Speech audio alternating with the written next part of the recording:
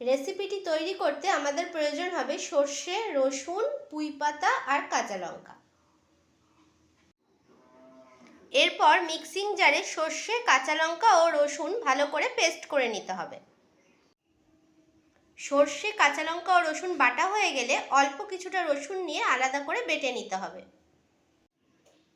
এরপর ডিম সেদ্ধ করে ডিমগুলিকে মাঝখান থেকে কেটে নিতে হবে। এরপর সর্ষে বাটার ভেতরে দিতে হবে অল্প পরিমাণে লবণ আর দিতে হবে অল্প পরিমাণে হলুদ। ভালো করে মিশ্রণটি মিশিয়ে নিতে হবে।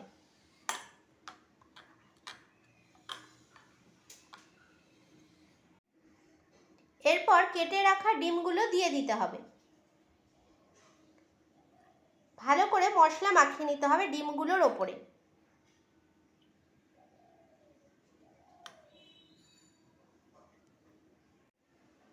এরপর একটি বোল নিয়ে বোলের ভেতরে দিতে হবে পরিমাণ মতো চালের গুঁড়ো।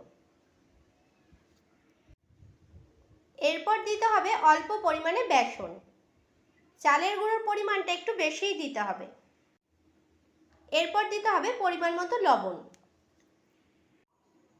এরপর দিতে হবে হলুদ। এরপর দিতে হবে লঙ্কার গুঁড়ো। এরপর দিতে হবে রসুন বাটা।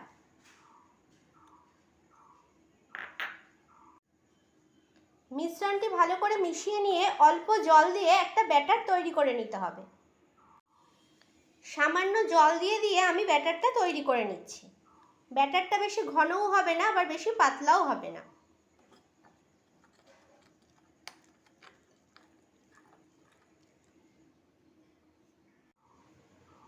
ঠিক এইভাবে ব্যাটারটা তৈরি করে নেবেন।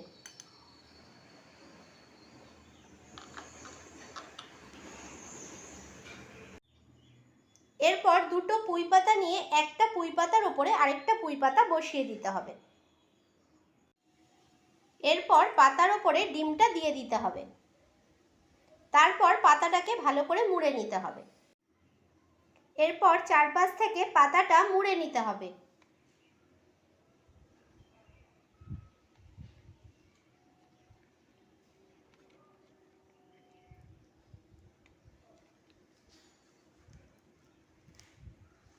এইভাবে পাতাটাকে মুড়ে রেখে দিতে হবে উল্টো দিক করে।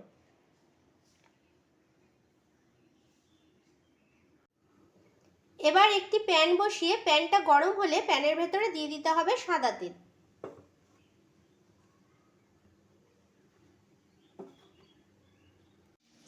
এরপর বেসনের গোলার ভেতরে পুঁই পাতাটা দিয়ে ভালো করে চুবিয়ে নিতে হবে। এরপর তেলের ভেতরে দিয়ে ভালো করে ভেজে নিতে হবে।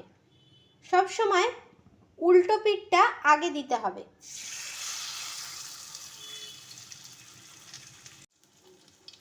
এইভাবে ভালো করে এক পাশে ভেজে নিতে হবে।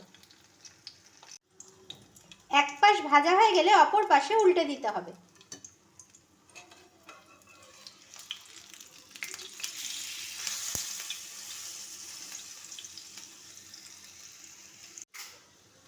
এরপর অপর পাশেও ভালো করে ভেজে নিতে হবে।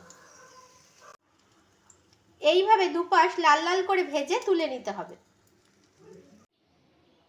তৈরি হয়ে গেল আমাদের স্টাফিং এগ পুই।